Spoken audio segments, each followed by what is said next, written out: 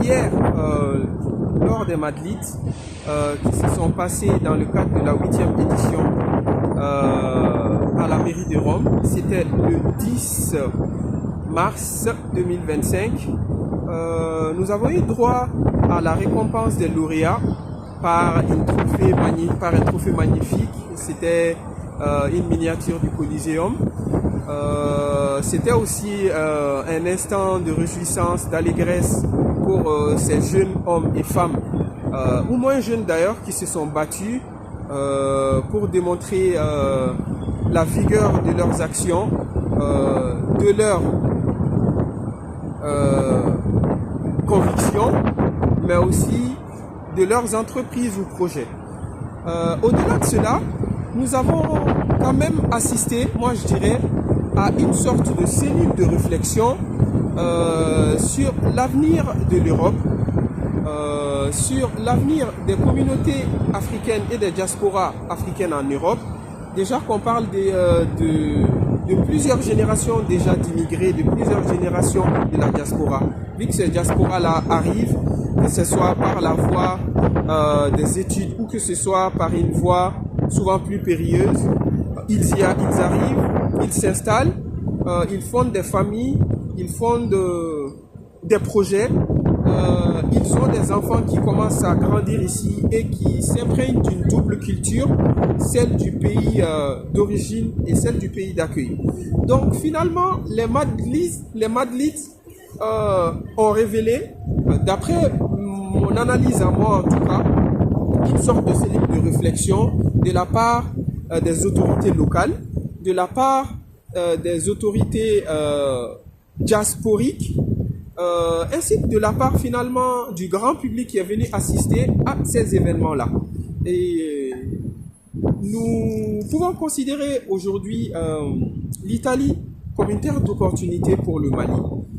Déjà que le pays essaie quand même d'améliorer, d'approfondir et de développer ses relations humaines, internationales, économiques, associatives envers notre cher Mali. L'Italie, qui est finalement l'antichambre de l'Europe, commence à mettre en place pas mal de projets sociaux pour justement capter et même garder en fait cette communauté africaine-là. Hier, dans nos réflexions, il y a une de mes interlocutrices qui était aussi lauréate qui m'a fait savoir que avant, il y a quelques années, l'Italie n'offrait pas de confort social aux personnes immigrées. Quand je dis confort social, j'entends par tout ce qui est allocation familiale, sécurité sociale, comme c'est le cas en France.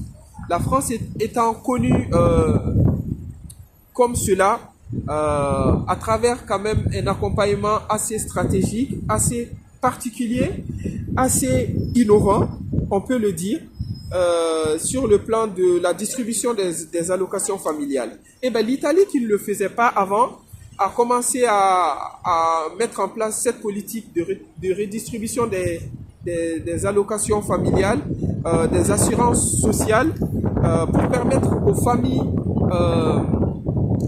qui vivent dans des difficultés, qu'elles soient d'origine immigrée ou non, de pouvoir vivre dignement. Cette nouvelle change la donne, car elle permet finalement à l'Italie de capter cette ressource humaine-là.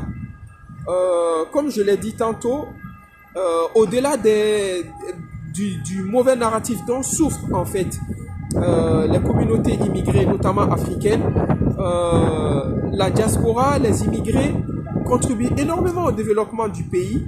Déjà, c'est une main-d'œuvre peu qualifiée, donc souvent facile à être embauchée.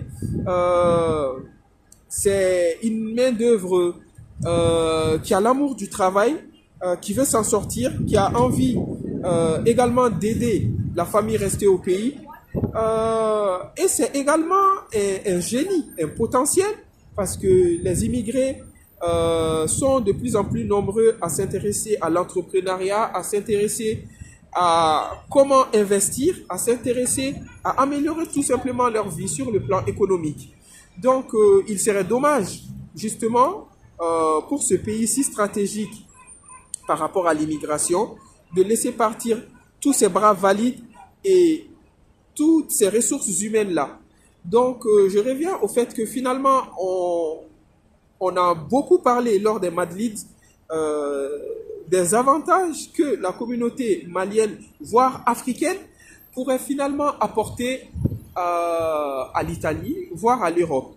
Et ces réflexions nous permettent également de nous remettre en question, nous qui sommes issus de l'immigration, de la diaspora, pour voir comment nous pouvons encore plus nous synchroniser sur les besoins de nos terres d'accueil en Europe et sur les besoins de nos terres d'origine en Afrique pour pouvoir mettre en place des projets économiques, associatifs, tels des corridors qui lient les deux territoires.